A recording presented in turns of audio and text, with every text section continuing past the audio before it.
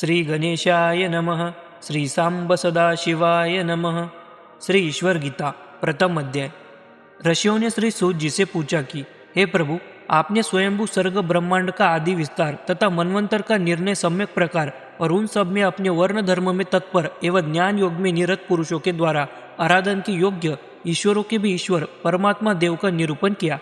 समस्त संसार के दुखों का नाश करने वाले सबसे श्रेष्ठ एक ब्रह्म के प्रतिपादन करने वाले ज्ञान को तत्व रूप से आप कहिए, जिससे हम लोग उस परम तत्व का साक्षात करें। कारण कि आपने साक्षात नारायण भगवान कृष्ण द्वैपायन व्यास से समस्त विज्ञानों को प्राप्त किया है, अतएव पुनः हम लोग आपसे प्रश्न करते हैं। मुनियों के पूर्वोक्त प्रश्न को सुनकर पुराण तत्वों को जानने वाले श्री सूत जी ने व्यास भगवान से सुने हुए तत्व को कहना प्रारंभ किया।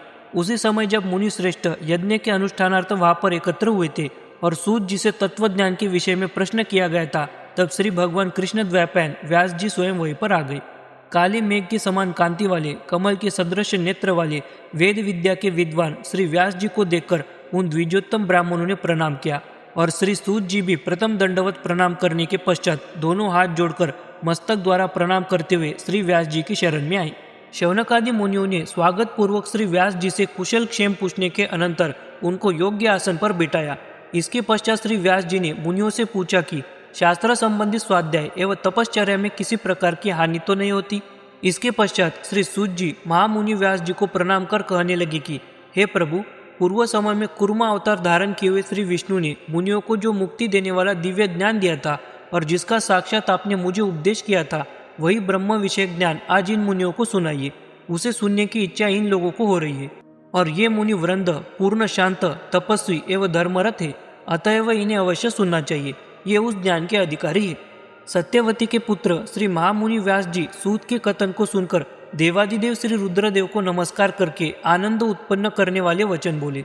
एक समय सनत कुमार आदि महर्षियों ने श्री शंकर जी से जो ज्ञान पूछा था और श्री शंकर जी ने जो उन्हें उपदेश किया था, वही ज्ञान में आप लोगों को सुनाता हूँ।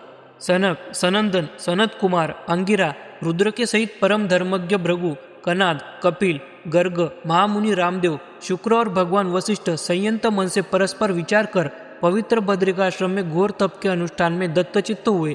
तप में निरत मुनियों ने महायोगी ऋषि धर्म के प्रवर्तक नर के सहित आदि अंतरहित नारायण ऋषि का साक्षात किया। तब उन ऋषियों ने समस्त वेद में कहे हुए नाना प्रकार के स्तोत्रों से योग वेत्ताओं में श्रेष्ठ श्री नारायण ऋषि की स्तुति करके भक्तिपूर्वक नमस्कार किया। सर्वज्ञ भगवान ने भी उन मुनियों के मनोभिलाषित विषयों को जानकर गंभीर वाणी से कहा कि मुनियों, आप लोग किस अर्थ के लिए तपस्या कर रहे हैं? समस्त सनातन जगत के आत्मस्वरूप एवं दिव्य स्वरूप वाले सिद्धि के सूचक साक्षात नारायण को आते हुए देखकर बड़े प्रसन्न हो मुनिगण बोले, हम लोग संयम को धारण करने वाले एवं परमात्मा में सदैव लीन रहने वाले पुरुषों में उत्तम एक आपकी शरण में आए हैं। आप समस्त गुह्य बातों के जानने वाले हैं, भगवान और ऋषि भी है। आप नारायण अर्थात समस्त प्राणियों में व्यापक स्वरूप वाले स्वतंत्र, अनादि, साक्षात एवं अव्यक्त पुरुष से सर्वत्र स्थित है। आप परम ऐश्वर्य स्वरूप है। आपको छोड़कर समस्त विषयों का ज्ञाता कोई दूसरा नहीं। इसलिए आप हम लोगों के समस्त संशयों को दूर कीजिए। यह नाम रूपात्मक जगत किस कारण से उत्पन्न हुआ है? सुख दुखादि भाव युक्त कौन तत्व जीवन मरणादि अवस्थाओं को प्राप्त हो रहा है? आत्मा क्या वस्तु है? मुक्ति क्या वस्तु है? इस संसार का निमित्त कारण क्या है? इस संसार का स्वामी कौन है? साक्षी रूप से समस्त जगत का दृष्टा कौन है? इन समस्त प्रश्नों का उत्तर आप हम लोगों से कृपया कहें।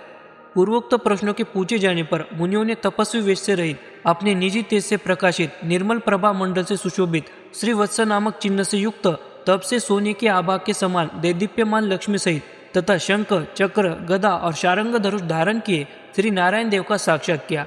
उस समय भगवान विष्णु का तेज इस प्रकार बढ़ा हुआ था कि उनके तेज के अतिरिक्त नर का स्वरूप कहीं भी नहीं दिखाई पड़ता था। इतने में ही देवादिदेव श्री महादेव जी प्रसादिभिमुख होकर प्रकट हुए। उनके मस्तक में सुंदर द्वितीया का चंद्रमा सुशोभित हो रहा था।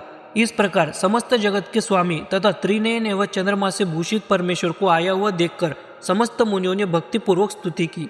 मुनियों के स्तुति वचन इस प्रकार थे, हे ईश्वर, समस्त देवों में श्रेष्ठ आपकी जय हो। हे समस्त प्राणियों के स्वामी कल्याण स्वरूप आपकी जय हो। हे समस्त मुनियों के स्वामी तप से पूजित आपकी जय हो। हे समस्त जगत के आत्मस्वरूप सहस्त्र मूर्ति वाले तथा इस जगत रूप यंत्र के चलाने वाले आपकी जय हो। हे अनंत, इस जगत के उत्पादक, पालक, संहारक रूप वाले आपकी जय हो। हे ईशान, आप सहस्त्रों अर्थात अनेकों चरण वाले हो। हे शंभु, आप योगियों से भी वंदित थे। हे अंबिकापति देव, आपकी जय हो। हे परमेश्वर, हम सब आपको नमस्कार करते हैं।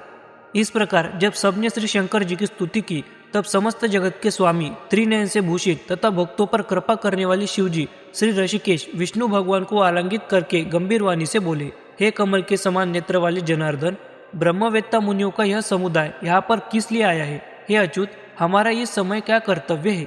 श्री शंकर जी के वचन सुनकर देवों के भी देव श्री विष्णु भगवान महादेव जी से बोले, हे देव, ये मुनिगण बड़े तपस्वी है तथा समस्त दोषों से रहित है। यदि आप शरण में आए हुए पवित्र अंतकरण वाले और सम्यक ज्ञान के इच्छुक इन मुनियों पर प्रसन्न है, तो हमारे समीप में विद्यमान होकर ब्रह्म विषयक दिव्य ज्ञान का उपदेश देवे। हे कल्याण स्वरूप, आप स्वयं अपने स्वरूप के ज्ञाता है। आपके बिना और कोई दूसरा ज्ञाता इस संसार में नहीं है, इसलिए इन मुनियों को अपना स्वरूप बतलाइए।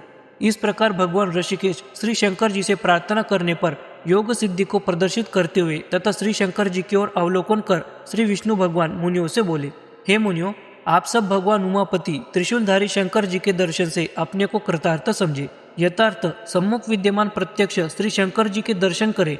हमारे समीप ही समस्त तत्वों के बोध कराने में आप सबको समर्थ है। श्री विष्णु भगवान के वचन सुनकर सनत कुमार आदि ऋषियों ने शिव जी को नमस्कार करके पूछना आरंभ किया। इसके पश्चात आकाश से दिव्य विमल अचिंत्य स्वरूप वाला एक आसन श्री शंकर जी के लिए प्रकट हुआ और उस पर परम योगी समस्त विश्व को उत्पन्न करने वाले श्री उमापति श्री विष्णु जी के साथ आसनीय हुए। उस समय अपने अलौकिक दिव्य तेज से समस्त विश्व को पूरित करते हुए श्री महेश्वर जी विराजित हो रहे थे। इसके पश्चात श्री शंकर जी को दिव्य उस आसन पर बैठे हुए उन ब्रह्मवादी मुनियों ने देखा, जिनसे यह नाम रूपात्मक जगत अभिन्न रूप में प्रतीत हो रहा है, क्योंकि उनमें ही समस्त जगत की स्थिति है।